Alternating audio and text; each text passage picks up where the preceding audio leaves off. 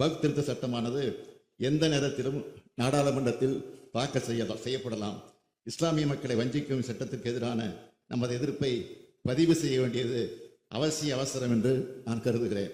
சிறுபான்மையின மக்களுக்கு எதிரான மத சுதந்திரத்தை நிராகரிக்கும் அரசியலமைப்பு சட்டத்துக்கு விரோதமான வக்ஃப் நோக்கத்துக்கு எதிரான நீதிமன்ற தீர்ப்புகளுக்கு முரணான குழப்பமான தேவையற்ற பல்வேறு பிரிவுகள் வக்ஃப் சட்ட திருத்தத்தில் இருக்கின்றன.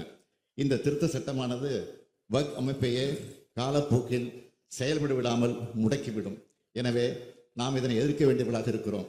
மத நல்லிணக்க அனைவருக்குமான அரசு என்ற இலக்கணத்தை அடிப்படையாக கொண்டு நாம் ஒரு தீர்மானத்தை நிறைவேற்ற வேண்டும் என்று கேட்டுக்கொள்கிறேன். தீர்மானம்: இந்திய திருநாட்டில் மத நல்லிணக்கத்துடன் அனைத்து மதங்களை சார்ந்த மக்களும் ஒற்றுமையாக வாழ்ந்து வருகின்றனர். அனைத்து மக்களுக்கும் அவரவர் மதங்களை பின்பற்றுவதற்கு அரசமைப்பு சட்டம் உரிமை வழங்கியிருக்கிறது. அதை பேணி காக்கும் கடமை தேர்ந்தெடுக்கப்பட்ட அரசுகளுக்கு உள்ளது.